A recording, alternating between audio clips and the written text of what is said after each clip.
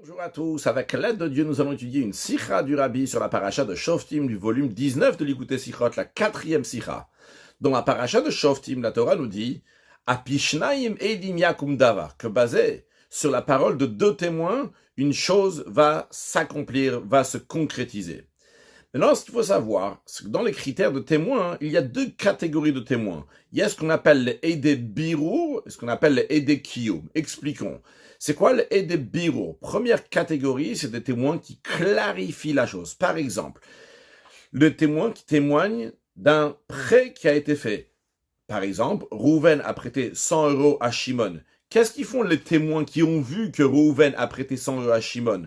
Ils sont là uniquement pour clarifier qu'il y a eu en effet un prêt qui a été fait. Mais le prêt en lui-même ne dépend pas des témoins. Même si Rouven il a prêté 100 euros à Shimon sans témoin, Shimon, l'emprunteur, a le devoir de rendre les 100 euros à Rouven. Donc, ces témoins-là ne sont pas des témoins qui vont accomplir la situation. Ils sont là uniquement si Shimon va dire « je ne dois pas 100 euros à Rouven. Rouven ne m'a jamais prêté 100 euros. » Dans ces cas-là, on ira voir les deux témoins. On leur dira « vous avez vu, lorsque Rouven il a prêté de l'argent à Shimon, et eux, ils vont dire, oui, on a vu. À ce moment-là, on va dire, ah, en effet, Rouven a prêté 100 euros à Shimon. Donc, d'après cela, le verset qui dit, Al-Pishna, il met Yakum Davar, que littéralement, Yakum Davar veut dire que la chose va se tenir. Alors, ici, c'est pas dans le sens que c'est eux qui vont accomplir et concrétiser la chose. Seulement croire, ça veut dire que, pour renforcer, pour clarifier, pour dire qu'en effet, c'est vrai ce qui s'est passé, ce Davar, cette chose-là, c'est par les témoins, mais c'est pas les témoins qui font le prêt. Encore une fois, même s'il n'y avait pas de témoins, le prêt aurait pu être accompli à 100%, et Shimon doit donner les 100 euros de retour à Rouven. Ça, c'est la première catégorie de témoins qu'on appelle les Eidei Birour, les témoins de clarification, qu'on va pas traduire à chaque fois dans la suite de la sikha, donc on les appellera les Eidei Birour, donc ils clarifient, les varer clarifient quelque chose. Deuxième catégorie, c'est les Eidei Kiyum, des témoins qui accomplissent la chose. Par exemple, des témoins qui témoignent lors des kiddushin, lors d'un fiançailles, ce qu'on appelle enfin le mariage en tous les cas, c'est les kiddushin, lorsque l'homme il donne à la femme un anneau, quelque chose qui vaut shave pruta, la valeur d'une pruta, et il dit Areat mekudasheti, tu es consacré à moi comme la loi de Moshe d'Israël. Eux, ces témoins-là, ils font partie des kiddushin, c'est-à-dire d'après la loi, même si l'homme et la femme, ils disent c'est vrai, Rouven, il a bien consacré Rachel. Rouven, il dit j'ai donné à Rachel ce qu'il faut. Rachel dit j'ai reçu ce qu'il faut, et en effet, il m'a dit que je suis consacré. Mais s'il n'y a pas de témoin, eh bien, rien du tout. Il n'y a pas de mariage ici entre Rouven et Rachel, même qu'ils ont fait tout ce qu'il fallait. Pourquoi? Parce que les témoins, c'est eux qui font le mariage. S'il n'y a pas de témoin de Kiddushin, eh bien, il n'y a pas de Kiddushin. Quand je dis c'est eux qui font le mariage, évidemment, il faut que Rouven va donner ce qu'il faut à Rachel, mais les témoins font partie même du mariage. Ils ne sont pas là juste pour clarifier, ils ne sont pas juste un plus ici. Rouven et Rachel, ils ont fait quelque chose. Bon, les témoins, ils ont vu. Non, les témoins, ils ont pris part dans ce mariage. Sans eux, ce mariage ne peut pas s'accomplir. Et en ce qui concerne donc cette deuxième catégorie de témoignage, quand la Torah dit Yakum Davar, que la chose va s'établir, ce n'est pas que par ces témoins-là, on va clarifier la chose, mais c'est par ces témoins-là, va s'accomplir, va se faire le Davar, la chose va se faire, le mariage va se faire. Donc ça, c'est Eidei Kiyum. Donc en deux mots, ce qu'on a vu ici dans Seif Aleph, le Rabbi nous a parlé de deux catégories de témoins. Première catégorie des Eidei Birour qui sont là uniquement pour clarifier la chose, mais ils prennent pas part dans la chose qu'ils ont vue. Deuxième catégorie de témoins qui sont des Eidei Kiyum, qu'ils accomplissent, ils prennent part totale dans l'action qui a été faite, comme par exemple dans les Kiddushin, dans le fiançailles mariage. Seif Bet, le Rabbi nous dit, il y a encore un afkamin, encore une différence entre les deux sortes de témoins, c'est-à-dire en plus de la différence qu'on a vue entre les Eidei Birour et les Eidei Kiyum, que les premiers sont là uniquement pour clarifier quelque chose, et les deuxièmes font part de la chose qui est faite. En plus de ça, il y a encore une deuxième différence, le Rabbi nous dit. Les Eidei Birour, les témoins de clarification, vu que leur sujet c'est quoi? C'est de clarifier quelque chose qui s'est passé dans le passé, eh bien, quand est-ce qu'ils vont devenir des témoins? C'est essentiellement au moment de la clarification. C'est-à-dire que quand Rouven, il va venir au tribunal, il va dire « Hey, Shimon, je l'ai pressé 100 euros et il veut pas me les rendre. » Alors à ce moment-là, le tribunal va appeler les témoins, on va donner par exemple deux noms, donc Lévi et Yehuda qui sont les témoins, ils vont appeler Lévi et Yehuda, ils vont dire « Est-ce que vous avez vu ?» Et lorsqu'ils vont témoigner, Lévi et Yehuda, qu'en effet, Rouven, il a prêté à Shimon 100 euros, à ce moment-là, ils vont devenir essentiellement des témoins. Par contre, les Edekiyum, les témoins donc, qui accomplissent la chose, vu que tout leur sujet c'est quoi? C'est de faire la chose elle-même, donc l'action de Kiddushin. Il se trouve que déjà au moment même qu'ils voient la chose, tout de suite ils deviennent des témoins. Ils deviennent des témoins au moment même des Kiddushin. C'est pas plus tard, lorsqu'on les appellera au tribunal pour clarifier quoi que ce soit. Non, c'est pas ils vont clarifier quelque chose au tribunal, c'est au moment même des Kiddushin. Ils sont devenus déjà des témoins. Donc, des birours deviennent des témoins uniquement lorsqu'on va les appeler. On va essayer de clarifier la situation à travers eux. Ils deviendront des témoins. Mais les Edei Kiyum, ceux qui accomplissent la chose, comme par exemple dans les Kiddushin, dans le mariage, eh bien, eux, ils sont témoins dès le moment même où la chose s'est faite. D'ailleurs, basé sur ça, le Gaon de Ragatchov, le Ragatchover, il explique la raison que les Edei Kiddushin, les témoins qui ont vu donc un mariage, n'ont pas besoin de faire Chakira ou Drish en général. La Torah, elle dit, Vedarashta vechakata, que tu vas faire des enquêtes, tu vas bien rechercher la situation, la chose. C'est-à-dire qu'on plusieurs questions que le témoin, le tribunal va demander aux témoins. Les chakirot, donc c'est des questions qui vont être demandées en ce qui concerne que le temps et l'endroit dans lequel la chose s'est faite. Puis les drishot, c'est les questions en ce qui concerne la chose elle-même. Donc avec quelle pièce il a prêté l'argent, c'était telle pièce, des pièces de 10, des pièces de 5, ou des billets, etc. Donc en tous les cas, c'est la Chakira ou Drisha. Alors, chez qui on fait ces enquêtes-là? Uniquement chez les témoins qui sont des birours, des témoins qui viennent, qui vont clarifier une situation qui s'est déjà passée dans le passé, par exemple, donc un prêt. Et le Ragatchav, il dit par contre des Kiddushin, des témoins qui témoignent, donc il y a eu des Kiddushin. Donc on ne fait pas Chakira ou Drisha, après on ne fait pas cette enquête. Le Ragatchav explique que ces enquêtes-là sont... pour que ces témoins-là vont devenir des témoins. Alors à ce moment-là, on dit, ils sont pas des témoins tant qu'on ne les a pas enquêtés. Par contre, des témoins de Kiddushin, vu que c'est des Edei Kiyum. Alors la Torah les a déjà rendus des Edim au moment même où la chose a été faite. Donc il n'y a pas besoin de faire des enquêtes dans le tribunal pour leur mettre l'étiquette et le nom de témoins, vu qu'ils sont déjà devenus des témoins au moment même où ils ont vu la chose. Donc ici dans Seif Bet, le rabbi nous a rajouté encore une autre différence entre les Edei Birour et les Edei Kiyum, que les Edei Birour, ils deviennent des témoins uniquement au moment où on a besoin d'eux. Par contre, les Kiyum sont des témoins déjà depuis le moment où la chose s'est passée. Basé sur ça, le Ragatchav, il a expliqué qu'il n'y a pas besoin de faire des enquêtes pour les témoins de Kiddushin. Pourquoi? Parce que c'est des Kiyum. Par contre, les témoins qui ont clarifié quelque chose, à ce moment-là, eux, pour qu'ils vont devenir témoins, il y a besoin de faire des enquêtes. Seif Gimel, le rabbi nous dit, basé sur ça, que on vient de dire que les témoins, ils font partie même de l'action des Kiddushin. Donc c'est des Kiyum, mais c'est eux qui accomplissent les Kiddushin. On peut expliquer une notion qui est dit torque de dibur que dibur dame. On dit qu'en général, juste après que la personne elle a parlé, c'est encore considéré comme la personne elle est encore en train de parler. Donc c'est-à-dire torque de dibur, ce laps de temps-là, c'est le temps de dire shalom alecha rabbi, paix à toi mon maître, bonjour à toi mon maître. Disons que c'est 3 secondes, ok? Je dis pas que c'est 3 secondes, mais disons que c'est 3 secondes. Donc en général, dans les 3 secondes qui suivent, la personne peut se rétracter sur ce qu'il a dit. Donc, et la loi, elle est comme ça, la Gemara, elle dit que lorsque quelqu'un, il se rétracte dans les 3 secondes qui suivent, c'est considéré comme s'il était en train encore de parler, et donc, il peut se rétracter, à l'exception de certaines choses. Parmi les certaines choses, il y a le Mekadesh et le Megaresh, celui qui fait des Kiddushin et celui qui fait un divorce, que eux, ils peuvent pas se rétracter dans les 3 secondes qui suivent. Une fois qu'ils ont dit quelque chose, ça y est, c'est fini. A priori, il faut comprendre pourquoi juste dans ces cas-là, en ce qui nous concerne à nous, donc le rabbi prend juste les sujets de Mekadesh ou Megaresh qui nous concernent ici donc pour les Kiddushin, pour le mariage, pour le divorce. Quelle est la différence de ça par rapport à des autres choses? Pourquoi dans les autres choses la personne peut se rétracter et dans les Kiddushin ne peut pas?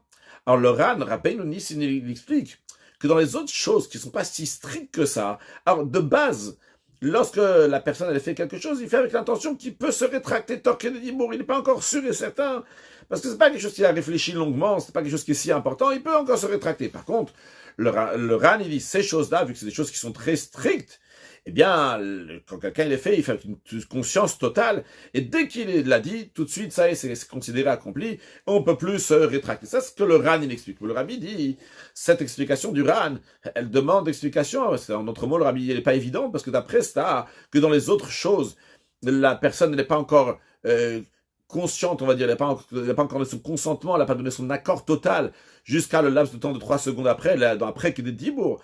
D'après ça, il faudrait dire qu'à chaque fois que quelqu'un il fait quelque chose, eh bien, dans les 3 secondes qui a suivi, c'est pas encore concrétisé. Donc, d'après ça, on devrait dire, imaginons que Rouven, il a donné à Shimon un cadeau. Le cadeau qu'il a donné, c'était une nourriture. Par exemple, il a donné un gâteau. Eh bien, Shimon n'a pas le droit de manger le gâteau. Dans le cas de Khatrila, il n'a pas le droit de manger le gâteau. Au moins, le laps de temps de 3 secondes.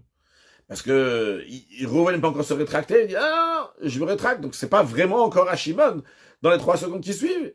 Le rabbi dit, on trouve nulle part ce chidouche-là de dire que quand quelqu'un te donne quelque chose, ça t'appartient pas tout de suite. Il faut attendre encore 3 secondes.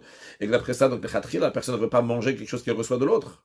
Donc, le rabbi dit, on est obligé de dire que même dans les autres choses, toujours, systématiquement, le mas, c'est dès que la personne l'a fait tout de suite. C'est fini. Seulement quoi? Que dans les autres choses, en effet, la personne elle peut se rétracter dans le laps de temps de 3 secondes après, dans le temps de torque des dibours. Il peut se rétracter, et donc en se rétractant, il annule l'action qui a été faite. C'est-à-dire que l'action qui a été faite, elle a été faite à 100%. Pas comme le RAN, il dit que l'action, elle est encore suspendue, et il faut attendre encore 3 secondes après. Non, l'action, elle est déjà faite tout de suite. Seulement quoi? La personne peut encore se rétracter dans les 3 secondes qui suivent, comme ça le rabbi nous dit. Mais dans le cas des Shomegaresh, c'est pas le cas. Quand quelqu'un fait les Kiddushin, quand quelqu'un fait le divorce, dès qu'il fait, donc l'action elle a été faite, et là il peut plus se rattraper. Mais pourquoi il peut plus se rattraper ici? L'explication basée sur ce qu'on a dit avant, on va comprendre. Vu que dans les Kiddushin, dans le mariage, de la même manière c'est aussi donc pour les Girushin, pour le divorce. Comment se fait donc l'action des Kiddushin? Ça se fait donc par les témoins. Vu que les témoins, ils ont pris part dans ces kiddushin-là, donc ça dépend pas juste de la personne qui a fait les kiddushin. Il y a la personne, il y a en effet Rouven qui a donné à Rachel quelque chose, il a dit Ariat Mkudesh et Mkudesh. Mais il n'y a pas que Rouven et Rachel ici. Il y a des témoins aussi, il y a Lévi et Yehuda qui prennent part aussi dans ces kiddushin-là. Alors vu que les témoins, c'est eux qui font que ce que Rouven fait à Rachel, que Rouven est en train de donner quelque chose pour les kiddushin de Rachel, ça va être concrétisé. Alors, il n'est pas tout seul, il y a encore d'autres personnes qui sont là. Donc, Rouven ne peut pas se rétracter. Il n'est pas tout seul, ça veut dire que Rouven, il se rétracte. Il y a quelqu'un d'autre ici qui a fait tes kiddushin ici. Tu as fait quelque chose, mais ton action s'est concrétisée avec les témoins. Eh bien, tu ne peux pas te rétracter, parce que c'est les témoins qui ont fait l'action des kiddushin. C'est les témoins qui ont confirmé ce que tu as fait. Quand après, toi, tu vas te rétracter, tu ne peux plus. Par contre, dans les autres choses, de le rabbi maintient ce qui a été dit avant, donc non pas comme le RAN, que dans les autres choses, en général, l'action ne se fait pas jusqu'à un laps de temps de 3 secondes après. Le rabbi dit non, l'action se fait tout de suite dans les autres choses. Mais vu que dans les autres choses, c'est pas les témoins qui vont concrétiser, c'est lui qui est le propriétaire de la chose, c'est lui qui décide donc de faire cette chose-là. Donc lui-même, il peut annuler dans le torque des dibour, dans le laps de temps de 3 secondes qui va suivre. Donc dans ces Gimel, le rabbi nous a rajouté donc une explication que basé sur ça, on a compris pourquoi torque des dibour, c'est lav que dibour d'amé, que dans le laps de temps de 3 secondes, c'est pas considéré comme dans les autres choses qu'on peut se rétracter encore. Ici, on peut pas se rétracter dans les kiddushin. Pourquoi? Parce que dans les kiddushin, c'est des edekiyum, c'est eux qui accomplissent, c'est eux qui concrétisent les kiddushin, et donc la personne ne peut pas se rétracter. Je vais pas dire sur le compte des Edim, mais c'est parce que c'est pas vrai de dire sur le compte des Edim, mais sur les Edim, ils ont fait quelque chose, c'est eux qui ont fait le Kiddushin. Toi, après, monsieur qui a fait le Kiddushin, tu ne peux pas te rétracter, parce que c'est quelqu'un d'autre qui a fait le Kiddushin. Seif Dalet. On va passer à la partie chassidoute de la Sikha. Le rabbi nous dit que tout ce qui est dans la partie dévoilée de la Torah, ça correspond, comme c'est dans les choses, le sujet profond de la Torah. Donc on comprend que tout ce qu'on a dit avant, dans ce qui concerne le témoignage. Premièrement, on a dit qu'il y a 2 catégories de témoins. Les témoins donc qui accomplissent, qui concrétisent la chose, et les témoins qui clarifient, donc les Kiyum et les Biro. De 2, on a dit que les témoins de Kiddushin, les témoins donc, qui font le mariage, donc ça c'est des Kiyum, c'est les témoins donc, qui accomplissent, qui font, qui concrétisent le mariage. Troisièmement, on a dit que les des Kiyum, ces témoins-là, ils deviennent témoins au moment même où ils ont vu la chose, au moment où ils ont vu les Kiddushin, c'est eux qui font le mariage, et c'est à ce moment-là directement qu'ils sont les témoins, tandis que les Biro, les témoins de clarification, ils deviennent des témoins uniquement quand ils vont témoigner dans le tribunal. Et quatrièmement, ce qu'on a vu, que lorsqu'il y a quelque chose qui se fait par les Edekiyum, c'est une plus grande force que quand c'est par les Edebiro, parce que les Edekiyum, ceux qui accomplissent la chose, les Edebiro sont là pour clarifier la chose. Eh bien, ces 4 points-là, on les retrouve aussi dans le sens profond des choses. Alors, passons maintenant dans le sens profond des choses. C'est qui ces témoins? C'est qui les témoins donc, qui accomplissent? C'est qui les témoins qui clarifient? Et etc., etc. Il est écrit Atem et Dain ou Machem. Vous êtes mes témoins, parole de Dieu. C'est qui ces témoins-là qui Dieu il dit vous êtes mes témoins? Dans le Zohar, on retrouve 2 explications que le rabbi ne prend pas ça comme 2 explications contradictoires, mais comme 2 explications qui sont vraies et que les 2 sont justes. Le Zohar dit première explication, donc c'est le peuple juif. Deuxième explication, le Zohar nous dit c'est le ciel et la terre, comme il est dit Aïdot ibachem hayom et hashamayim et haaretz. Je témoigne pour vous aujourd'hui, donc je fais témoigner le ciel et la terre. Le rabbi dit que ces deux catégories de témoins, le peuple juif et le ciel et la terre, ces deux catégories correspondent aux deux catégories de témoins, les Eidei Kiyum, les témoins qui accomplissent, qui concrétisent, et les Eidei Biru, les témoins qui clarifient, comme le rabbi l'expliquera dans la suite, que le peuple juif, c'est des Eidei Kiyum, c'est des témoins qui accomplissent, qui concrétisent, et le ciel, la terre, c'est des témoins qui sont mevarer, des Biru qui clarifient. Alors, tout d'abord, voyons quel témoignage il y a besoin. Alors, dans Seif, le rabbi nous dit que l'Admour Azakan Rabbi Shlomo Zalman, fondateur de la Chassidut Rabbah, dans l'Écoute Torah, il explique longuement en ce qui concerne un témoignage, que le témoignage s'applique uniquement sur quelque chose qui est caché des yeux de tous, que les gens ne sont pas au courant, mais sur quelque chose qui est une évidence, qui est dévoilé. C'est pas shayach et c'est pas nécessaire un témoignage. Qu'est-ce que tu vas témoigner? Ça y est, tout le monde peut voir s'il fait jour, s'il fait nuit. Il n'y a pas besoin d'un témoignage pour ça. Encore plus que ça, l'Admour Hazak a dit, même quelque chose qui n'est pas dévoilé actuellement, mais c'est quelque chose que Milta David a l'églouillé, quelque chose qui va se dévoiler. Là aussi, il n'y a pas besoin d'un vrai témoignage total, parce qu'un vrai témoignage, c'est uniquement sur Davaranel, Amlegam, quelque chose qui est tout à fait caché. En effet, dans la Gemara, dans Rosh Hashanah, il est dit que il y avait Oula là-bas qui est arrivé quelque part, j'ai oublié où, si tu me rappelles si la Gemara elle dit où c'est. Donc il est arrivé quelque part et il a dit que le grand tribunal, il a dit que Rosh Chodesh était tel jour. À l'époque, il ne savait pas le calendrier, donc il ne savait pas c'était quand Rosh Chodesh était fait chaque mois donc par le tribunal. Il a témoigné que le tribunal, il a dit que Rosh Chodesh était tel jour. Ça peut être par exemple le 30e jour du mois, c'est Rosh Chodesh et non pas le 31e jour du mois, ou bien le contraire, il a dit. En tout cas, il a témoigné qu'il y a eu Kiddush HaChodesh. Et là-bas, Gemara dit que c'est pas seulement parce que Oula c'est quelqu'un d'important, c'est pour ça qu'on lui fait confiance, mais on fait confiance même à quelqu'un d'autre qui aurait dit ça. Pourquoi? Parce que c'est Milta David al-Igloui. C'est quelque chose qui va se savoir. Donc on ne va pas dire à la personne, ah, ramène-nous des preuves, etc. Dans quelques jours, on saura si c'est vrai ce qu'il a dit ou pas. Donc on voit, en tous les cas, de la Gemara qu'on n'a pas besoin d'un témoignage pour Milta David al-Igloui et pour quelque chose qui va se faire savoir bientôt.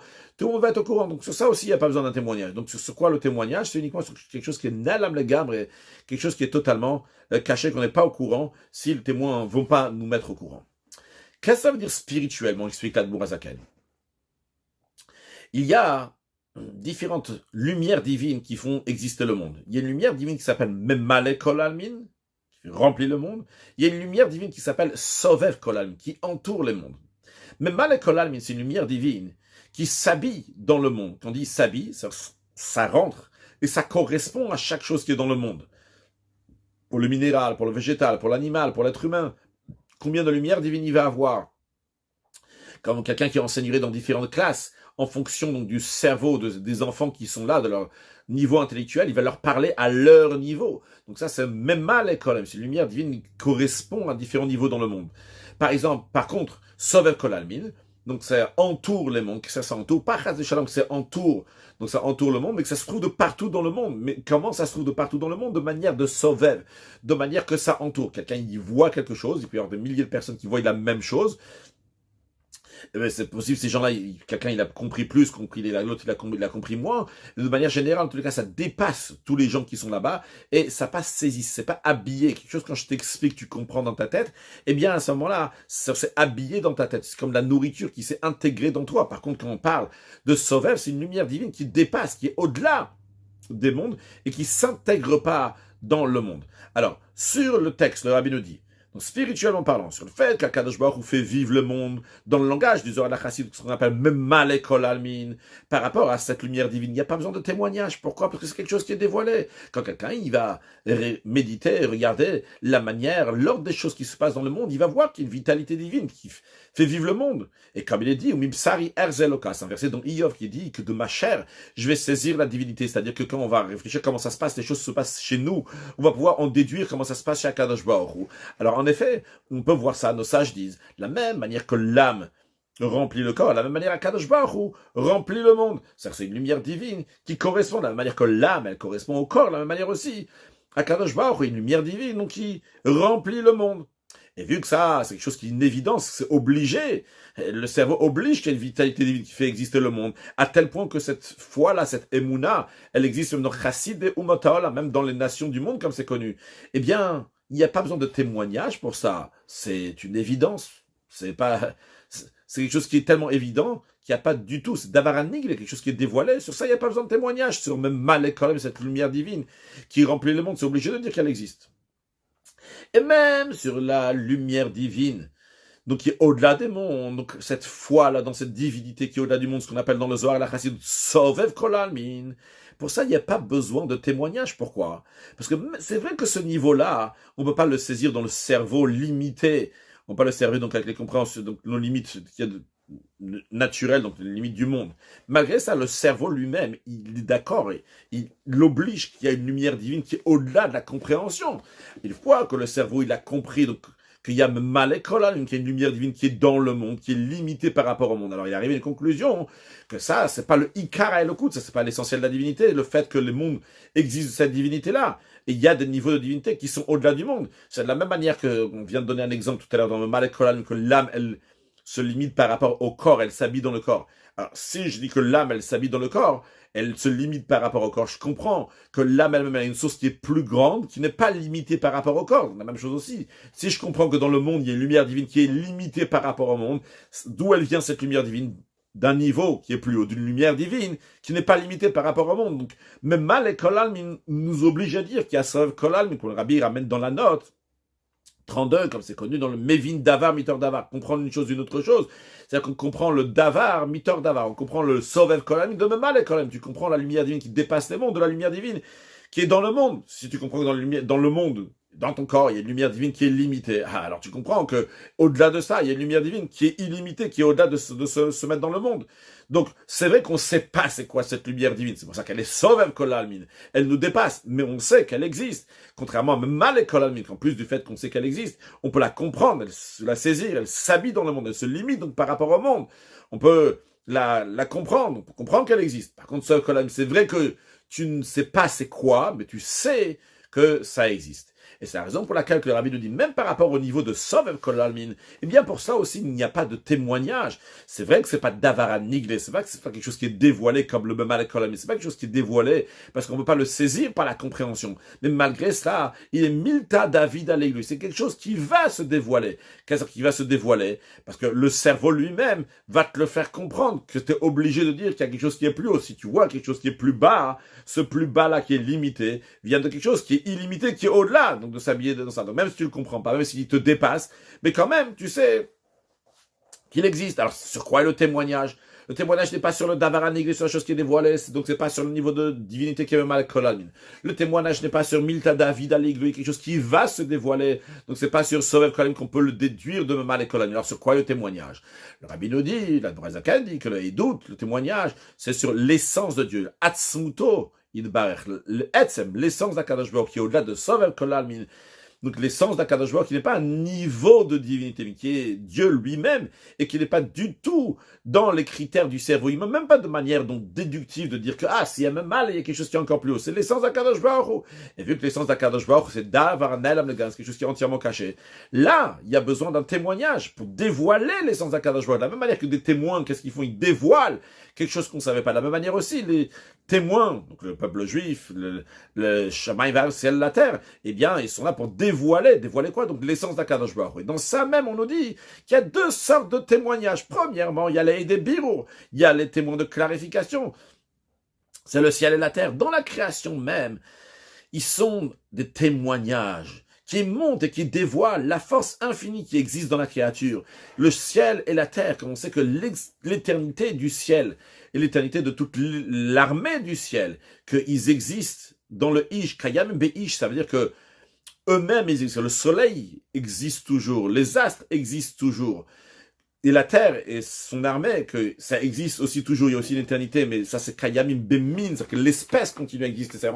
Adam Arishon, c'est le premier être humain. Nous, aujourd'hui, nous sommes des êtres humains qui existent dans l'espèce, dans une sorte d'Adam Arishon, mais c'est pas, évidemment, le même Adam Arishon. Le soleil, c'est toujours le même. Par contre, l'être humain, c'est pas le même. Et bien, en tous les cas, comment il peut y avoir cette éternité? C'est uniquement par la force du En-Sof, donc par la force de l'infini. Et c'est la raison pour laquelle que le ciel et la terre sont témoins ici sur l'essence d'Akadosh Baruch Hu qui s'exprime dans cette infinité qui sont là et sont témoins donc et des Birur sur l'essence d'Akadosh Baruch Hu. Ça, c'est une catégorie de témoins. Puis, il y a une deuxième catégorie de témoins, les Edekim, des témoins donc qui font l'accomplissement, qui concrétisent la chose. c'est qui? Ça, c'est ceux qui ont la force d'amener, si on peut s'exprimer d'une telle manière, d'amener l'essence d'Akadosh Baruch Hu dans le monde, l'essence de Dieu dans le monde. Comme les Edekium, comme les témoins donc, qui concrétisent, qui font la chose elle-même. Les témoins qui concrétisent, ce sont pas des témoins juste qui te montrent quelque chose d'autre, qui te prouvent quelque chose d'autre, qui t'affirment quelque chose d'autre. C'est des témoins qui prennent part à la chose elle-même. Donc c'est pas comme le ciel et la terre qui t'affirment en effet qu'il y a le Ensof, qu'il y a l'infini, parce que, en effet, la terre et son armée sont éternelles, donc sous forme donc, de mine dans l'espèce qui continue. Il y a du Ensof, et dans le ciel que lui-même, donc les astres du ciel, ils sont infinis parce qu'ils existent toujours comme ils sont. Mais juste par eux, on clarifie le Ensof. Mais c'est pas eux qui amènent le Ensof. C'est pas eux qui amènent l'essence d'Akadosh Baruch Hu. Eh bien, les Neshamot Israël, eux, vu qu'ils sont enracinés dans l'essence d'Akadosh Baruch Hu, ils ont la force par leur travail, donc Torah et Mitzvot, que Torah et Mitzvot aussi enracinés dans le Ensof, ils ont dans l'essence d'Akadosh Baruch Hu, eh bien, ils ont la force d'amener le Etzem, l'essence d'Akadosh Baruch Hu dans le monde. Donc on a vu qu'il y a deux catégories de témoins. Catégorie de témoins qui est le ciel et la terre, c'est des Idem Piro. Il clarifie, en effet. Il y a du Ensof ici. Ce Ensof-là, c'est infini, il peut venir uniquement de Akadosh Baruch Hu. L'être humain en lui-même, il n'est pas infini. Le ciel et la terre sont pas infinis en eux-mêmes. Ça manque quoi? Vu que dans eux, il y a du Ensof. Donc on dit, c'est quoi ce Ensof-là? Ça vient de Hatsu, de l'essence d'Akadosh Baruch Hu. Donc on déduit qu'il y a tout ça clarifie qu'en effet, il y a l'essence d'Akadosh Baruch Hu. Ça, c'est les Edebiro, les témoins qui clarifient quelque chose, le ciel et la terre. Par contre, les Juifs, eux, c'est des Edekius, c'est des Juifs qui amènent l'essence d'Akadosh Baruch Hu dans le monde. On va voir plus de détails, c'est quoi la différence entre le premier et le deuxième concret dans le concret, entre le ciel et la terre et le peuple juif dans la suite, le rabbi va expliquer longuement.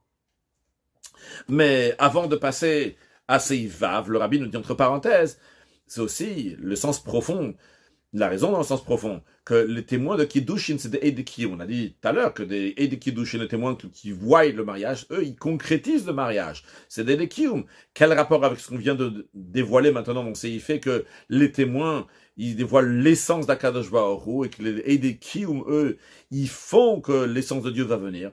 Eh bien, le rabbi dit, il y a un lien avec les Edekium et les Edekiddushin. Pourquoi? Parce que le but de Kiddushin, le but, donc, Kiddushin, après il y a les Nisuin, après il y a le mariage, c'est quoi? C'est pour vous se fructifier, se multiplier.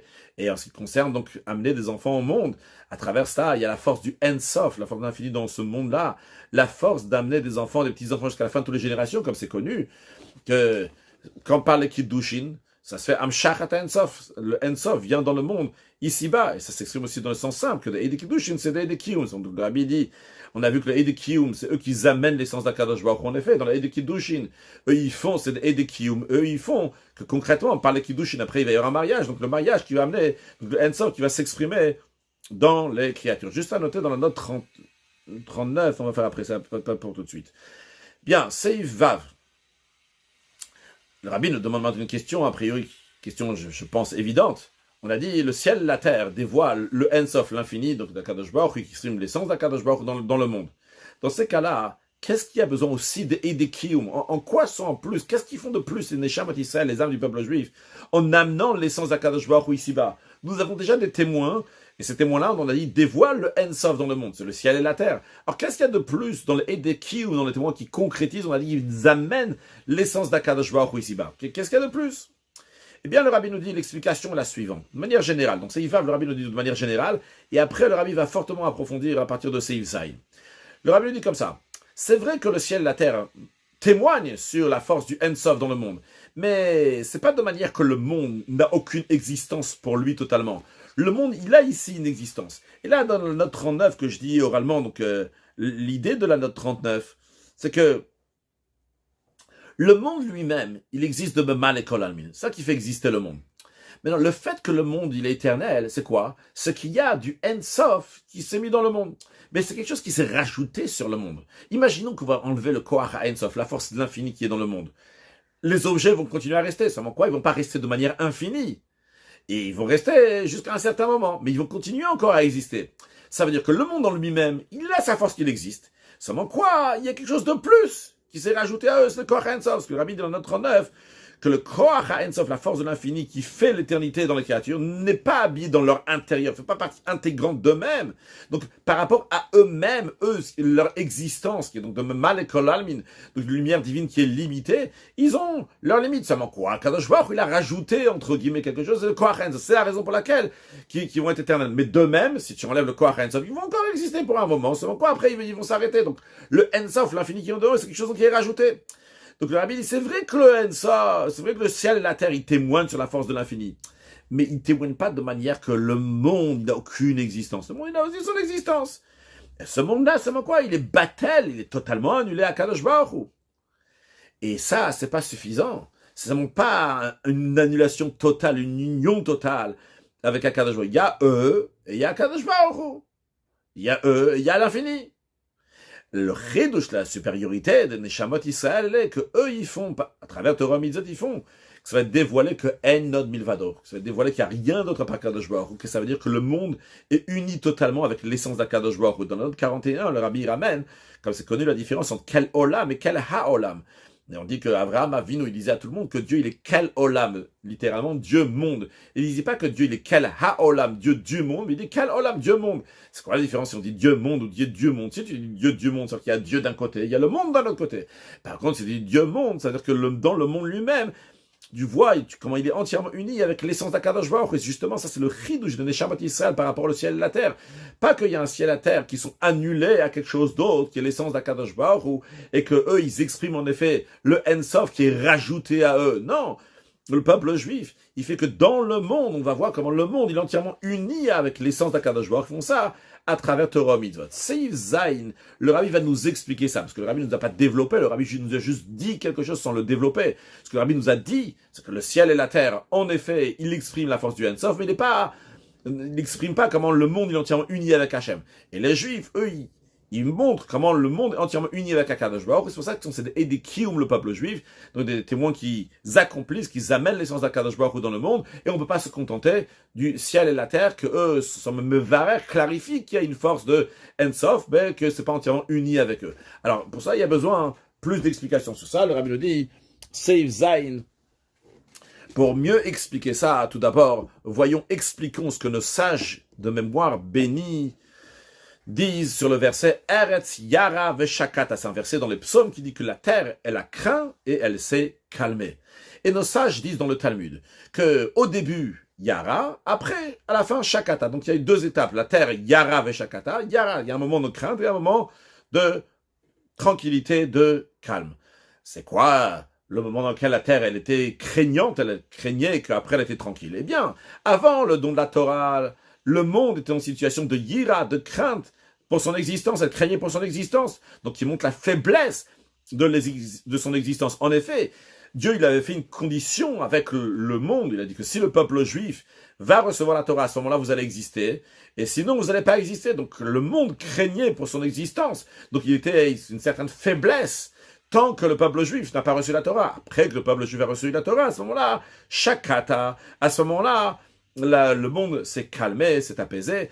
En d'autres mots, ça veut dire que le don de la Torah, il a fait que le monde maintenant va être déterminé, va avoir une force. Ce monde-là ne va pas être un monde qui est faible, qui craint de lui-même, mais il va être bien déterminé, bien être fort. Le rabbi demande, a priori, c'est pas compréhensible. Quand on dit le monde, c'est quoi le monde? Le monde, c'est la matière, le gashem chomer, la grossièreté qu'il y a dans ce monde.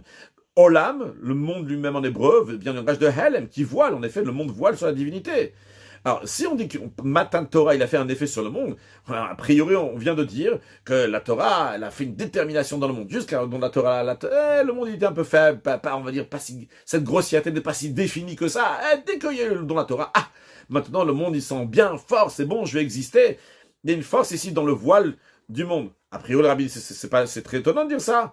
Matan Torah, don la Torah, il a fait une faiblesse dans ce voile-là du monde. Il a enlevé, diminué la grossièreté qu'il y a dans le monde. Comme d'ailleurs nos sages disent qu'au moment du don de la Torah, lorsque Dieu il donne le don de la Torah, il n'y a pas un oiseau qui a gazouillé etc. Tous les animaux sont tués, tout le monde entier, il s'est tué. Le rabbi traduit ce midrash que le monde s'est tué dans le sens que le monde s'est calmé, s'est annulé. Et d'ailleurs, c'est la raison pour laquelle c'est expliqué dans Chassidut que, justement, après le don de la Torah, il y a la possibilité d'amener de la sainteté dans quelque chose de matériel, comme c'est connu. C'est quelque chose qui n'existait pas avant le don de la Torah. Avant le don de la Torah, on ne pouvait pas amener l'essence de Dieu dans la matière. C'est après le don de la Torah qu'on peut faire ça.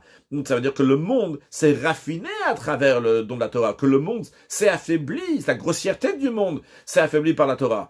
Donc comment c'est possible de dire qu'après Matan Torah, Shakata, la terre s'est tranquillisée, dans quel sens elle est tranquillisée? C'est que maintenant, elle a une détermination, elle a une force dans l'existence du monde. A priori, c'est pas ça le don de la Torah, au contraire, le don de la Torah a affaibli ce monde, non pas affirmé ce monde. Alors, c'est vrai que Akadosh Baruch Hu, il a fait une condition avec Maaseh Bereshit, avec l'œuvre de la création. Il a dit que si les Juifs vont recevoir la Torah, vous allez exister. Et sinon, vous n'allez pas exister. Et je vais vous refaire Tohu Vavo, vous allez redevenir rien du tout. Alors, c'est vrai que on devrait dire qu'il y a, oui, un lien entre le monde de la Torah, que par la Torah et la divinité, par cela, le monde, il s'affirme, parce qu'il est lié, en effet, avec le don de la Torah, avec la divinité. Donc, on pourrait comprendre, en effet, que oui, le monde, il a fait quelque chose. Tu demandes, le monde, il a fait une faiblesse. Mais il y a une condition. Le rabbi dit, non. C'est pas juste, parce que la condition, c'est quelque chose de plus sur l'existence du monde. Prenons un exemple, le rabbi donne. Si quelqu'un, il fait une condition sur une certaine action, par exemple, il donne un cadeau, il dit à condition que. Le cadeau, c'est une chose, et la condition, c'est quelque chose qui se rajoute à l'action elle-même. Donc, c'est deux choses qui sont différentes. Le monde, il existe déjà. Il y a une condition, ok. Mais la condition, c'est quelque chose qui est en plus de la création du monde. Mais le monde en lui-même, il a sa propre existence. Donc, toi, tu veux me dire que la Kadosh Baruch Hu, il a fait une condition avec le monde. Si les Juifs vont sur la Torah, tu vas exister. Sinon, tu vas pas exister. Donc, il y a, oui, un lien entre la divinité et le don de la Torah avec l'affirmation, avec l'évidence du monde. Mais, désolé, le monde en lui-même, il existe déjà. Seulement quoi? Il y a une condition. La condition, c'est quelque chose donc, qui est en plus de la chose. Et d'ailleurs, dans la note 47, le rabbi ramène, donc, de manière, on dirait, de devoir. Donc, quand il y a une condition, est-ce que la condition dévoile que le don n'a pas été fait, ou bien que la condition, elle va annuler l'action qui a été faite? Le rabbi prend la deuxième explication, il ramène du Rambam, une preuve. Donc, quand on annule donc la condition, c'est ça qui fait que l'action va s'annuler. Sans ça, l'action ne s'est pas annulée. Donc, en effet, ça prouve que l'action, le monde, il existe tant que pendant un long moment, il a sa propre existence. Donc, tu me dis, toi, il y a eu un tnaï, donc vu qu'il y a une condition, cette condition-là, elle rattache l'action comme si toute l'action, elle dépend de ça. Non, l'action, elle a son importance. Et après, quand il y a une condition, la condition, elle va annuler si elle ne va pas être faite, la condition, elle va annuler l'action qui a été faite. Mais l'action, elle existe entre-temps. Elle a sa propre importance. Donc, il faut comprendre comment c'est possible de dire que le monde il a été affirmé et est devenu fort par le don de la Torah. A priori, le don de la Torah n'a pas fait une affirmation dans le monde, mais plutôt, il a plutôt annulé le monde, plutôt cassé le monde. Le rabbi dit aussi, c'est vrai que l'intention de la création, pourquoi Hachem a créé le monde, il est écrit dans le premier Rachid de la Torah, Bishui la Torah, Bishui l'Israël. Il est écrit donc Bereshit, Dieu a créé le monde donc, pour deux choses qui s'appellent Reshit. Donc c'est pour la Torah et c'est pour le peuple juif qui s'appelle Reshit. Donc Bereshit, Bar Elohim Hashem et Haaretz. C'est pour ces deux choses-là que Dieu a créé le ciel et la terre. Alors, c'est vrai, donc on voit aussi ici que le monde entier est créé pour la Torah, pour le peuple juif. Mais le rabbi, il dit, ça aussi, c'est quelque chose a priori qui est en plus. Pourquoi? Il y a la création du monde. Et pour qui elle est cette création du monde? Elle est pour le peuple juif, pour quelque chose d'autre. Donc pour la Torah, pour le peuple juif. Mais ça ne veut pas dire ici, comme on comprend pour l'instant, en tous les cas, que l'existence du monde elle-même, c'est la Torah, le peuple juif. Donc, le rabbi conclut, ce Seif avant nous disant après ça, a priori, en ce qui concerne donc l'existence du monde, le don de la Torah, elle a fait une faiblesse, et non pas une affirmation. Donc la question que le rabbi demande, il dit, je comprends pas. Le don de la Torah, d'un côté tu me dis, il a affirmé ce monde-là, Shakata, c'est bon, la terre elle est tranquille maintenant, elle va exister, elle s'est affirmée. D'un autre côté, le don de la Torah, il donne une faiblesse dans ce monde, il enlève la grossièreté qu'il y a dans ce monde, donc le monde là n'est pas affirmé, au contraire, il a reçu un coup. C'est Fred, le rabbi nous dit l'explication de ça. Donc le rabbi va nous expliquer donc, qu'est-ce qui se passe dans le monde et comment il faut voir les choses, comment il faut voir ce monde-là. Et après, une fois qu'on va comprendre comment il faut voir ce monde-là, on va comprendre en quoi les Juifs sont des Kiyum. Le rabbi nous dit l'explication la suivante. Ce qu'on a dit, c'est chez un être humain. Qu'est-ce qu'on a dit chez un être humain? On vient de dire qu'Akadosh Baruch Hu, il a l'intention, il a créé le monde, avec la kavana, avec l'intention, donc c'est pour la Torah, pour le Bnei Israël. On a dit, mais c'est deux choses différentes. Il y a le monde qui a été créé, et il y a une kavana, il y a un certain but. Ou bien que quelqu'un, il fait une action, il y a une condition. Donc il y a l'action qui est déjà faite, il y a la condition qui est encore autre chose. Le rabbi nous dit, sache, c'est chez un être humain, que lui, quand il a une intention, c'est une chose. Et lorsqu'il y a une chose qui se fait concrètement, c'est une autre chose. Il peut avoir une intention. L'intention ne fait pas quelque chose. Après, il y a quelque chose qui se concrétise. Mais ça, c'est chez lui. Pourquoi? Parce que le koar, il manque du poël. Que le potentiel manque de concret. Qu'est-ce que ça veut dire? Lui, il y a une force. Mais cette force-là n'est pas encore concrétisée. Il peut avoir une force, mais la force, son potentiel, c'est une belle idée. Est-ce que de cette belle idée-là, il y a quelque chose qui va se faire? La réponse est non. Est-ce qu'il y a du néant? Est-ce qu'il pourra faire quelque chose du néant à l'existence? C'est sûr que non. Son corps, son potentiel n'a pas faire un poil du tout. Donc chez lui, le corps et le poil, le potentiel et le concret, sont pas une seule chose. C'est comme un être humain qui a une certaine intention dans quelque chose qu'il est en train de faire. Il est en train de faire quelque chose et en même temps, il a une intention. Son intention, elle n'est pas dans la chose elle-même. Par exemple, il y a deux personnes qui sont en train de créer et de construire une maison. Et l'autre, il est en train de construire un bet rabat, et l'autre, il est en train de construire un commerce. Tu vois pas la différence maintenant dans l'intention. Les deux, ils sont en train de construire une maison. Dans le poël, tu vois pas la kavana, tu vois pas l'intention, parce que c'est deux choses qui sont complètement différentes. Quand quelqu'un, il a un corps, il a une force, il prend la force qu'il a dans sa main et il jette quelque chose. Qu'est-ce qu'il a fait? Il n'a pas fait quelque chose de nouveau. Hachem, il a fait que dans la nature, il y a déjà quelque chose qui s'appelle de jeter quelque chose qui veut passer d'un endroit à l'autre. Son corps, il a fait que, il a en jetant quelque chose, eh bien, la force de jeter va se concrétiser parce qu'il a jeté. Mais la force, elle est restée dans son bras. C'est lui qui a cette force-là. Le poël, l'action, c'est quelque chose d'autre. Imaginons quelqu'un qui naît juste au moment où, après que la personne l'a jeté, il voit quelque chose qui est en train de voler. Il va même pas savoir qu'il y a un corps, qu'il y a une force qui l'a jeté. Il va penser qu'il y a des choses qui volent tout seul parce que dans ce qui est en train de se faire, on voit pas le corps, la force qui est là. Donc chez l'être humain, le corps a sa poêle, son potentiel, sa force, elle manque de concret. Par contre, chez Akadosh Baruch, c'est pas le cas. Chez Akadosh Baruch, un corps a sa poêle. Chez Akadosh Baruch, la force ne montre pas de concret. Chez Akadosh Baruch, tout le poêle, tout ce qui se fait, c'est le corps. Dans chaque chose qui est faite, il y a qu'une chose, il y a le corps, la force de Kadosh Baruch. La force de Kadosh Baruch, non seulement qu'elle peut faire quelque chose d'ordinaire, mais elle peut même faire du néant à l'existence. Et toute l'existence va être uniquement du corps. Donc chaque Kadosh Baruch, le corps, il n'est pas à sa poêle. Tout le poêle, toute l'existence du poêle, c'est quoi? C'est uniquement le corps, la force. Et de la même manière, en ce qui concerne la kavana, quand on dit l'intention pour Kadosh Baruch il a créé le monde, vu que chaque Kadosh Baruch ou pourquoi il a créé le monde, l'intention c'est pour la Torah, pour le peuple juif. Alors la Torah et le peuple juif sont la vraie existence du monde. La vraie existence du monde n'est pas la matière, n'est pas la grossièreté de ce monde. Toute l'existence du monde, c'est quoi? C'est le fait qu'Akadosh Baruch est en train de faire exister cette chose-là. Il n'y a pas ici deux choses. Il n'y a pas un corps d'un côté et un poil d'un autre côté. Il y a une seule chose. C'est quoi une seule chose? C'est le corps d'Akadosh Baruch. Le corps d'Akadosh Baruch n'est pas chassa poil. Donc, si on revoit qu'Akadosh Baruch il a créé le monde pour la Torah et pour le peuple juif, il n'a pas créé la Torah pour le monde et le peuple juif dans le sens que la Torah et le peuple juif sont une chose et que le monde est une autre chose. Chez Akadosh Baruch, le monde, toute son existence, c'est la Torah et le peuple juif. C'est vrai que chez nous, en tant qu'être humain, t'as une intention, t'as une action, donc l'intention et l'action sont séparées. Mais chez Akadosh Baruch, il n'y a pas de différence entre l'intention et l'action. Tout est une seule chose chez Akadosh Baruch Hu. L'intention est liée avec l'action et l'intention, elle exprime l'action. L'action de créer le monde est une seule chose avec le corps, avec la force d'Akadosh Baruch Hu. Et donc, comment il faut voir le monde? Non pas en tant qu'une existence à part qui est pour le peuple juif de la Torah. Toute l'existence du monde, il faut la voir à travers des lunettes. C'est Torah, c'est le peuple juif. Voyons un exemple comme ça dans les lois de la Torah. Le Rabbi nous dit. C'est la raison pour laquelle on retrouve dans plusieurs endroits dans les lois de la Torah que l'essentiel qui nous concerne, c'est l'intention de la chose et non pas la matière et la grossièreté de la chose. Par exemple, dans les lois de Shabbat, on n'a pas le droit de faire sortir quelque chose d'un domaine privé à un domaine public. Je n'ai pas le droit de sortir par exemple d'une maison de chez moi à l'extérieur de tout endroit qui est privé à un endroit qui est public. Maintenant, c'est interdit de sortir quoi que ce soit, quelle que soit la quantité. Maintenant, pour être passible, si quelqu'un a fait sans faire exprès d'amener un sacrifice, ou bien s'il a fait exprès, il y avait des témoins, il y avait un avertissement, il sera passible donc de mort. Pour qu'il soit passible, pour ça, il faut qu'il y ait une certaine quantité. S'il n'y a pas la quantité, eh bien, il ne sera pas passible. Mais les quantités sont différentes en fonction de différents sujets. Si c'est la nourriture pour l'un, la nourriture pour tel animal, etc., etc. On va prendre un exemple. Disons que il y a de la nourriture, c'est un exemple seulement, c'est pas une halakha, donc disons qu'il faut que la personne va sortir un kazait, ok, on va dire environ un volume de 30 grammes. Il faut qu'il sorte la nourriture d'un volume de 30 grammes. Cette personne-là ne sort moins d'un volume de 30 grammes. Il a pris par exemple 10 grammes. Mais il a pris un ustensile en dessous. On prend un exemple, une assiette, avec un peu de nourriture dessus, juste de 10 grammes. Maintenant, lui, tout son but, c'est quoi? Tout ce qui l'intéresse, c'est pas l'assiette, c'est pas l'ustensile. Lui, ce qui l'intéresse, c'est uniquement la nourriture. Cette nourriture-là, elle est une minime quantité. Il n'y a pas le chiot, il n'y a pas la quantité.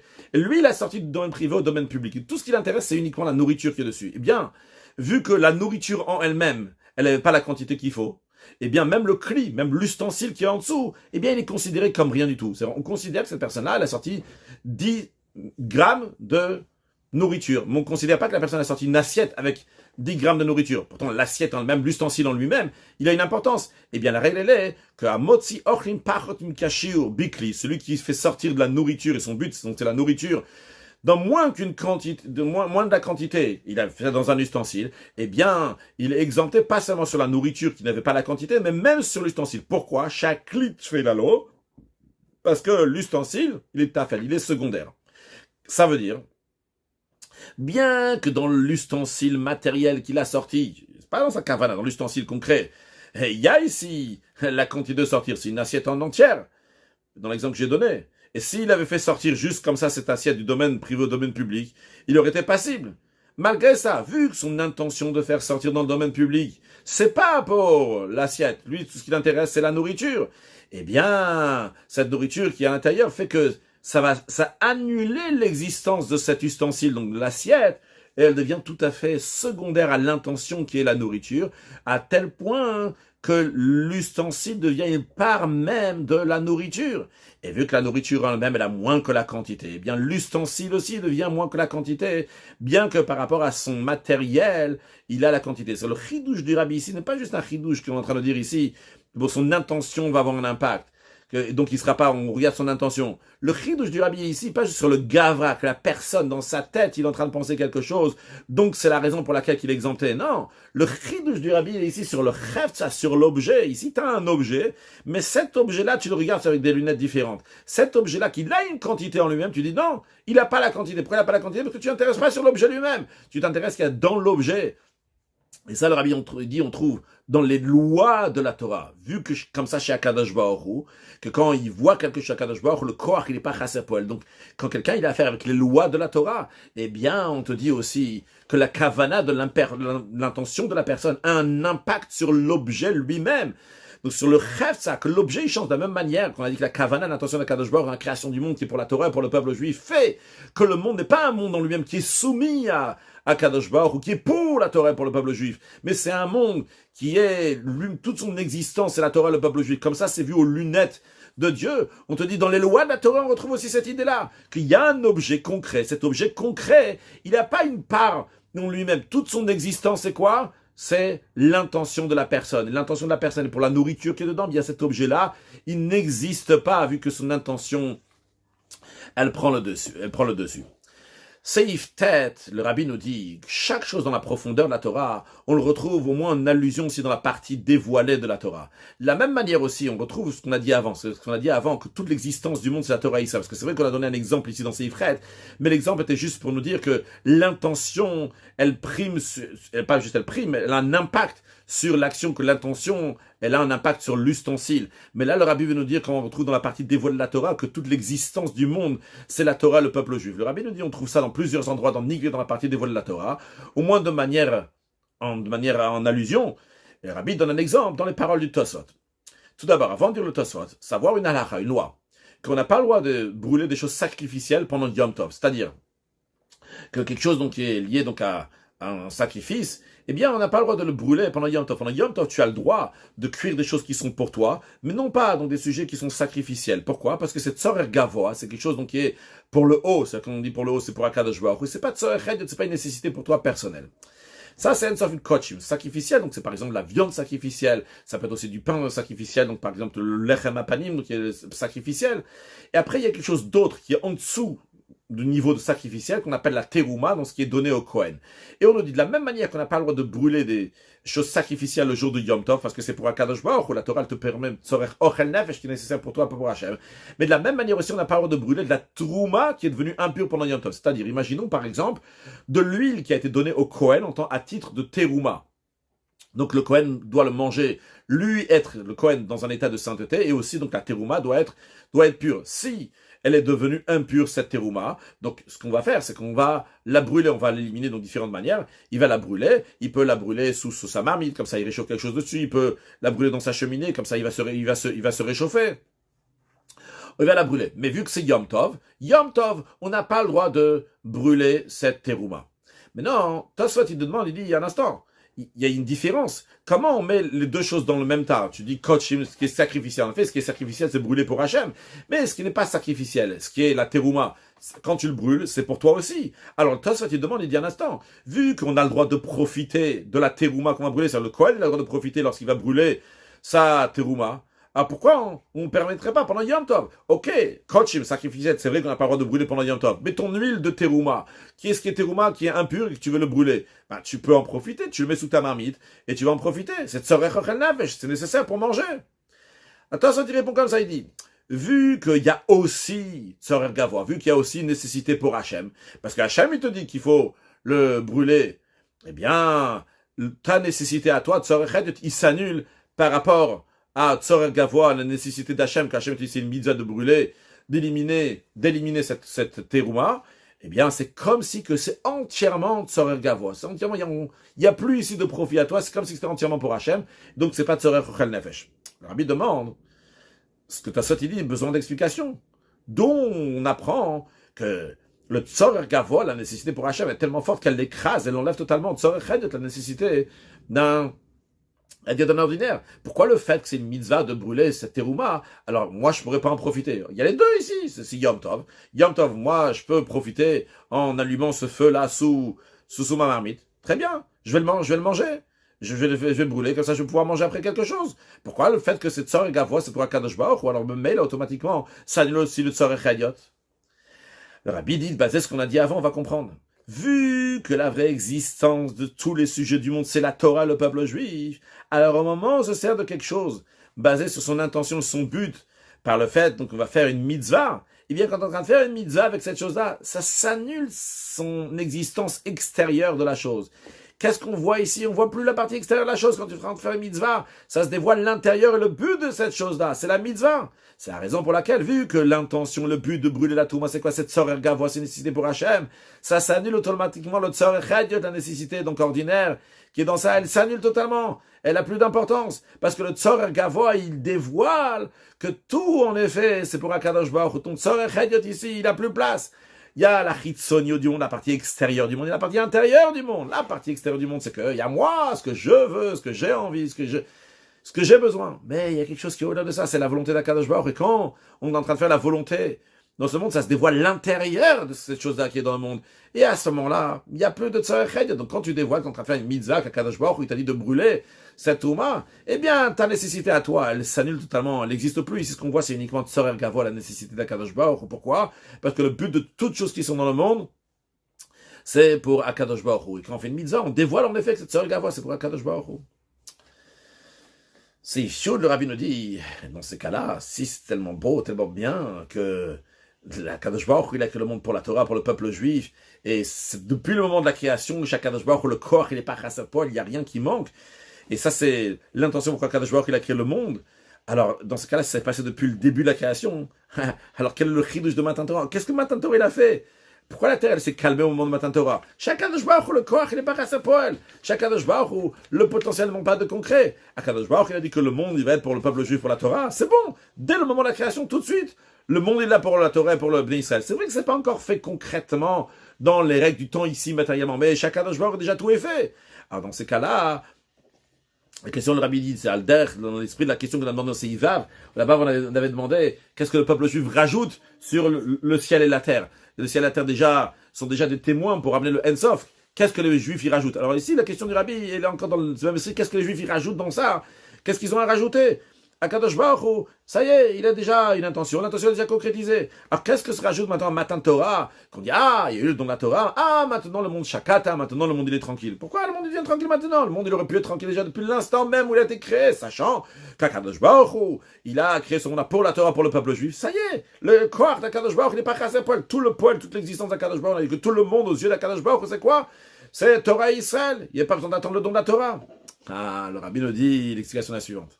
C'est vrai que toute l'existence du monde, c'est l'intention qu'il y a dans ce monde-là. Et c'est vrai que chez Akadosh Baruch ou chez Dieu, eh bien, en effet, le potentiel ne manque pas de concret. Et donc chez Akadosh Baruch, ça y est, tout est déjà fait. Mais il faut voir par rapport aux créatures, ça c'est une autre affaire. Par rapport à nous, chez nous, le potentiel ne s'est pas encore concrétisé.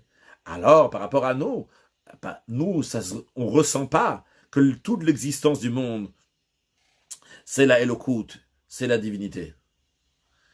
Chez nous, le Koach, il est oui, Chassapoil. Chez nous, on ne ressent pas ça. Du côté d'Akadosh Baruch Hu, ça c'est déjà fait.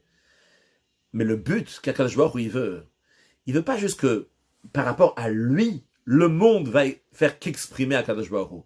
Il veut que, même par rapport au monde lui-même, que l'existence du monde va être la Torah, le peuple juif. Seulement à ce moment-là, l'existence du monde va être unie avec Akadosh Baruch Hu, même par rapport au monde. C'est vrai qu'Akadosh Baruch Hu s'impose, Dieu ouvert le bac, il s'impose. Il dit par rapport à moi, bien sûr, il n'y a pas de quoi à sa poêle, le monde, c'est pour la Torah, pour le Béné Israël. Mais Akadosh Baruch Hu, il veut que même par rapport au monde, du côté du monde lui-même, on va ressentir que c'est pour la Torah et le peuple juif. Et c'est la raison pour laquelle, qu'uniquement au moment du don de la Torah, la terre a eu cette paisibilité, ce calme-là. Avant le don de la Torah, par rapport au monde lui-même, on ne voyait pas de manière dévoilée son lien avec la Torah et le peuple juif. C'est la raison pour laquelle que le matériel du monde était affirmé comme un ustensile, dans l'exemple qu'on a donné avant, c'est comme un ustensile en lui-même. On voyait cet ustensile en lui-même, on voit un monde en lui-même. Que si tu vois l'ustensile en lui-même, si tu vas le sortir pendant Shabbat, on va regarder les dimensions de l'ustensile. Est-ce que cet ustensile-là, il est nécessaire, il peut être utile, et donc la personne ne sera pas possible d'avoir sorti pendant Shabbat, parce qu'on va mesurer uniquement l'ustensile tel qu'il est. Donc ça, c'était avant le don de la Torah. Mais au moment du don de la Torah, on a donné la force de dévoiler dans le monde, par rapport au monde lui-même, la vraie existence. Et à ce moment-là, Shakat, à ce moment-là, le monde, il a eu peur à son calme. Donc d'après ça, on a répondu à la question, pourquoi il y avait besoin, la question déjà de Seif-là, donc de Seif-Yud, pourquoi il y a besoin que le peuple juif va concrétiser, va dire, oui, on reçoit la Torah, et à ce moment-là, le monde va se calmer. Pourquoi le monde a son calme uniquement lorsque le peuple juif, il dit, on va recevoir la Torah? Parce que c'est même par rapport à Kadosh Baruch Hu, c'est déjà depuis la création du monde. Mais le but, c'est pas que c'est seulement par rapport à Kadosh Baruch Hu, il faut que les choses vont se faire par rapport au monde. Par rapport au monde, il faut que les Juifs vont affirmer qu'ils reçoivent la Torah. On comprend aussi qu'on a dans Seif-Vav, on a une contradiction, a priori. On a dit, Seif-Vav, c'est fait. On a dit, a priori, comment ça se fait? On parle aussi de Seif-Zayin. On a dit, la terre s'est calmée, ou la terre s'est affirmée. Qu'est-ce qui s'est passé au monde de la Torah? Est-ce que la terre a eu plus de force ou moins de force? La réponse, elle est, comment du nom de la Torah, la terre a une affirmation. Mais quelle terre a une affirmation? C'est pas une terre en tant que matériel et grossière. C'est une terre que maintenant elle peut recevoir la divinité. Donc c'est quoi le shakata, la tranquillité de la terre? C'est pas elle s'affirme par rapport à elle-même, par rapport à un ustensile qui a sa propre existence, mais plutôt la terre qui s'affirme maintenant, parce qu'en effet, se dévoile le but et l'intention de sa création. Quand est-ce que ça dévoilait son but et l'intention de la création? C'est au moment du don de la Torah. Et c'est quoi son but au moment de qui se dévoile? C'est qu'elle peut pouvoir recevoir la Torah. Donc l'avait demandé a priori, c'est contradictoire. On dit d'un côté que la terre s'est calmée, je m'affirme maintenant, je suis fort, je suis grossière. D'un autre côté on dit mais non, le don de la Torah il a affaibli cette grossièreté. On a compris qu'en effet, la Torah elle a affaibli cette grossièreté. Ça manque quoi? Justement, du moment où elle affaiblit cette grossièreté, le monde peut s'affirmer, peut dire, voilà, le but de ma création se concrétise maintenant. Shakata, j'ai la tranquillité d'esprit. Donc le shakata, la tranquillité d'esprit, n'est pas que le monde dit maintenant, je suis un monde grossier et j'existe de moi-même. Non, shakata, j'existe. Ça y est, mon intention, pourquoi j'ai été créé, se concrétise à travers le bas, à travers ce monde-là matériel. Pas seulement par rapport à l'intention d'Akadosh Baruch Hu, par rapport au peuple juif, que eux, ils admettent qu'ils vont recevoir la Torah, ils vont amener la Torah dans ce monde-là, ils vont raffiner ce monde-là. Maintenant, Shakata.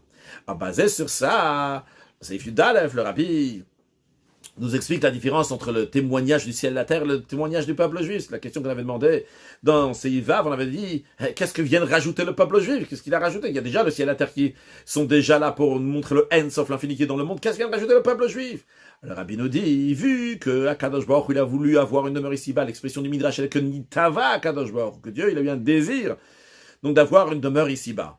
Quand on dit une demeure, c'est quoi une demeure? C'est pour l'essence d'Akadosh Baruch Hu. C'est-à-dire, dans une demeure, l'essence de la personne va résider. Dans une demeure, c'est pas comme je suis chez quelqu'un d'autre, que là-bas, il y a un certain protocole à garder, un minimum de certains vêtements à garder. On n'est pas dans l'essence de la personne, ne se dévoile pas là-bas. Je suis pas chez moi, dans la personne, qu'elle est chez lui à ce moment-là. Il y a toute son essence qui peut se dévoiler là-bas. Alors, quand on dit on veut faire une demeure à Dieu ici, c'est-à-dire que l'essence de Dieu, pas un niveau de divinité, l'essence même de Dieu va se dévoiler dans ce monde-là. C'est la raison pour laquelle que Dieu, il a créé ce monde-là. Donc, pour que l'essence de Dieu va venir dans ce monde-là. Alors, si on voit par rapport à Dieu, c'est sûr que ça c'est déjà concrétisé, comme on l'a vu avant dans Seifret. On a dit donc par rapport à Kadosh Baruch Hu, le potentiel ne manque pas d'action. Kadosh Baruch Hu, la demeure est déjà faite. Il y a déjà la demeure pour l'essence d'Akadosh Baruch Hu.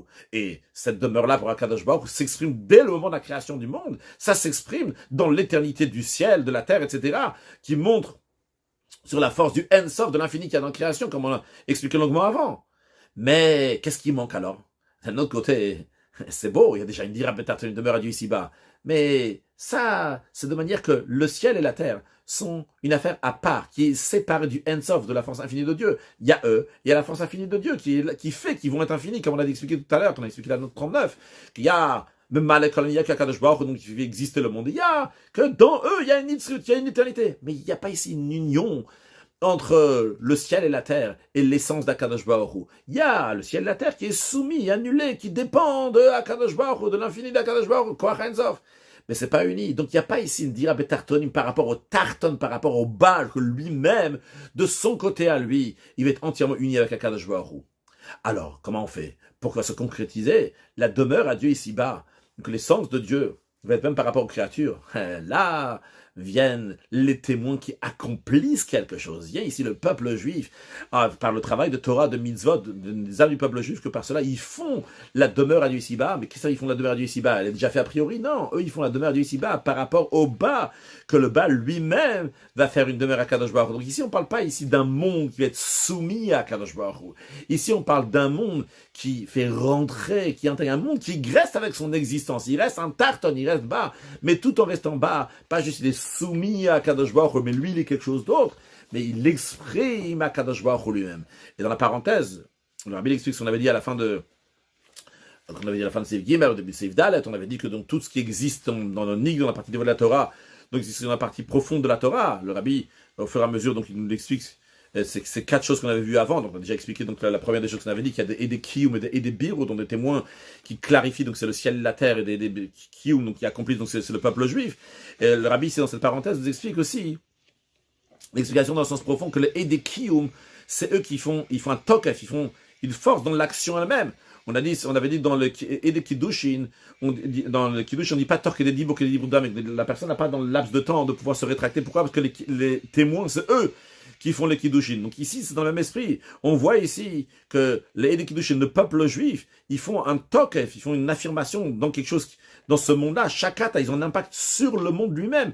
Il faut que le monde, maintenant, va pouvoir exister. Donc ça, c'était le quatrième sujet que le Rabbi avait dit au Sivdal. Dans l'action elle-même, se fait dans ce que les témoins ils disent. C'est Yudbet, le Rabbi nous dit. De ça, on va expliquer aussi donc la différence entre les témoins de Kiyum et des Birou, que les des Kiyum ils deviennent des témoins au moment où ils ont vu les des Birou, uniquement au moment où ils ont raconté ça. Donc ça, c'est le troisième point que le Rabbi avait dit au Sif Dalet.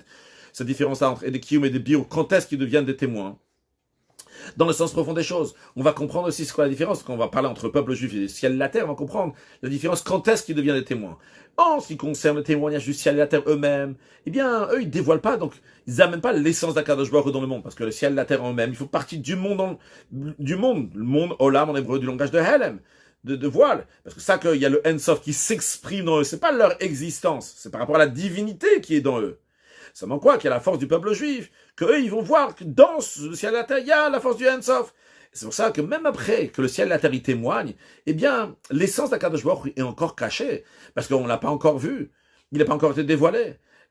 quand est-ce que va se concrétiser le témoignage du ciel et la terre en perfection, qui vont être birou et mevarer clarifier qu'il y a le Ensof, c'est dans les temps futurs, lorsque le monde va arriver à sa perfection, lorsque va s'accomplir ce que le prophète il dit, le prophète Ishaïa, il dit que que Dieu va se révéler, verra au kolbas avec toute chair va voir, et que la force du Ensof qui est déjà dans le ciel et la terre va se dévoiler, comment? Biriyat kolbas, que la chair aussi va voir, comme le Rabbi ramène dans la note 67, que l'explication, que ça veut dire que la chair va voir, que la réia, la vision de la divinité va pas être seulement juste par rapport à un dévoilement d'en haut, du haut vers le bas, que le bas sargoufa, le bas lui-même va voir. Mais quand est-ce que ça va se passer ça? Uniquement lorsque Mashiach va venir. Mais de nos jours aujourd'hui, il n'y a pas encore les Eidebir où ils n'ont pas encore clarifié, ils n'ont pas encore montré qui est la force du Ensof. Est-ce que tout le monde voit aujourd'hui que Pi Hashem Tiber, que c'est la parole de Dieu qui est dans le monde, qui a le Koach Ensof, qui a la force infinie? Non, c'est pas le cas. Il faut une réflexion, le peuple juif va réfléchir sur ça, il va réaliser qu'il y a Koach Ensof, il y a la force infinie. Mais ça se voit pas aujourd'hui. Donc les Eidebir vont finir leur clarification lorsque Mashiach va venir. Par contre, les Neshamot de Bnei Israël, eux, c'est pas plus tard qu'on aura besoin d'eux. Parce que le ciel et la terre, c'est comme les témoins d'un prêt. Alors plus tard qu'on aura besoin d'eux, ils vont clarifier ce qu'ils ont déjà vu avant. Mais ici, les Neshamot d'Israël, c'est des Eidekium, donc dès qu'ils font quelque chose, eux, ils amènent l'essence d'Akadosh Baruch Hu. Le peuple juif amène l'essence de Dieu par le travail du peuple juif à sa perfection tout de suite au moment même de la mitzvah. Seulement quoi? Cette Hamshachala, ce flux divin, qui est déjà aujourd'hui, on le fait déjà aujourd'hui à 100%, va se dévoiler dans les temps futurs. Mais on est en train de le faire dès maintenant. Et d'ailleurs, le Rabbi ramène dans la note 68, c'est aussi l'explication de ce que nos sages disent, qu'il vaut mieux un instant de tchouva et de bonnes actions dans ce monde-là, plus que toute la vie du monde futur. Ici, le Rabbi fait référence à la vie du monde futur, donc des temps futurs que Mashiach va venir. Et le Rabbi dit, parce que dans les temps futurs, il y aura uniquement le dévoilement de l'essence de Dieu qu'on a amené aujourd'hui. Donc, aujourd'hui, quand tu fais une bonne action aujourd'hui dans l'exil, tu amènes l'essence de Kadosh Baruch Hu. Ce qu'il y aura dans les temps futurs, ce sera juste un dévoilement de ce qu'il y a maintenant. Mais on est en train de faire maintenant. Donc, on est des kiyum, on est des témoignages, donc qui sont en train d'accomplir la chose. Donc, on a expliqué, donc c'est cette quatrième chose que le Rabbi disait, pas quatrième, c'est la troisième chose que le Rabbi disait dans Seif Dalet, comment on est des kiyum spirituellement. Donc, dès aujourd'hui, on fait quelque chose, et pas juste qu'on va clarifier la chose plus tard. Et en ce qui concerne le deuxième point, c'est que les Ede Kiddushim, c'est des Ede Kiyum. Le Rabbi a répondu à cette question-là, donc dans la parenthèse de la fin de Seif He, dans laquelle il a dit que les Kiddushin, eh bien, les Ede Kiddushin, eux, ils amènent l'essence, le Koach HaEnsov, qu'à travers, on va y avoir des enfants et des petits-enfants, etc. Donc, les Ede Kiddushin, c'est dans les Ede Kiyum, on l'a compris dans le sens profond des choses. C'est lié, ils accomplissent, ils amènent l'Ensov dans le monde. Seif Yud Gimel. Maintenant, après que le Rabbi a expliqué tout ça, il explique dans la Avodat Hashem, dans le service de Dieu. Il nous dit de la même manière que le sujet de témoignage, ça existe là-haut. De la même manière aussi, dans le service de Dieu, ça existe aussi ces niveaux de témoignage. Il y a le premier niveau de témoignage qui n'est pas nécessaire. Davaragal, où il devait nier quelque chose qui est dévoilé. C'est quand quelqu'un, il sert à Kadosh Baruch Hu, Pitam, Dad, basé sur le raisonnement, sur la compréhension. C'est Davaranil, quelque chose de clair. C'est sûr quelque chose qu'il faut le faire. Il y a après, encore plus haut que ça, c'est quelqu'un qui sert Dieu au-delà de la compréhension. Le Malamitavat, un travail de Messirut Nefesh. Mais ça aussi, c'est aussi que c'est pas vraiment un témoignage, parce que c'est lié avec le cerveau. C'est vrai, il fait Messirut Nefesh, mais c'est basé sur ce que le Shulchan Aruch dit. Et sur chaque chose, il fait un calcul. Est-ce qu'il doit faire ce Messirut Nefesh ou pas, basé sur le Shulchan Aruch? Mais il y a le travail le plus haut, c'est que le juif, il est attaché avec l'essence d'Akadosh Baruch Hu, avec l'essence, à travers l'essence d'Asa Neshama, il se donne entièrement sans aucune limite, sans aucun calcul. Sur ce niveau-là, il est dit, Atem Edai, vous êtes mes témoins. Parce que par ce travail-là, le peuple juif témoigne et amène l'essence d'Akadosh Baruch Hu dans ce monde. Ça, c'est un point que le Rabbi nous dit, donc il faut être témoin d'Akadosh Baruch Hu, c'est le Rabbi nous dit faire Messirut Nefesh, servir Akadosh Baruch Hu au-delà de tous les calculs, pas calcul ou un peu au-delà du calcul, mais c'est encore lié avec le calcul, au-delà de tous les calculs. Le Rabbi rajoute encore un point dans Seif Yud Dalet. Il nous dit, vu que toute l'existence du monde, l'intention, c'est l'intention du monde. Et l'intention, c'est quoi? C'est Torah Israël. Alors, au moment où cette intention-là, elle se dévoile, eh bien, ça annule l'existence extérieure du monde. Parce qu'on a pris ça tout à l'heure, on ne voit plus l'existence, la coquille du monde, mais on voit l'intérieur du monde, qui est là pour la Torah, pour les bénis Israël. Alors, Rabbi nous dit ça, il y a un enseignement. Que lorsqu'un juif, il va faire une mitzvah, il ne doit pas considérer quoi que ce soit, ni l'existence, ni son existence à lui, ni l'existence donc d'autres choses. Parce que quand quelqu'un il est en train de faire une mitzvah, eh bien, toutes les choses extérieures qui peuvent voiler sur la mitzvah s'annulent, il n'y a que la mitzvah qui est là. Et ce sentiment-là vient du témoignage qui est dans la neshama. Ça vient que de ce niveau-là. Parce que si on va parler du tamvada, du niveau donc même malekol almin, du niveau donc de la divinité qui est lié avec les mondes, et même du niveau qui est au-delà de la compréhension, mais il est comme un certain lien avec la compréhension sovem kolam, il y a le monde il existe. Même malekol almin, ça remplit les mondes, c'est sovem, c'est au-delà, mais kol almin des mondes, c'est encore lié avec les mondes. Mais Davka, le travail de Etzem Neshama, l'essence de Neshama qui est liée avec l'essence d'Akadosh Baruch Hu, dans elle, on peut ressentir, en effet, on ressent chez chaque juif que toute l'existence du monde, c'est la divinité, c'est Torah Israël. À ce moment-là, on fait tout ce que Akadosh Baruch Hu nous demande pour amener Mashiach. Now, une excellente journée.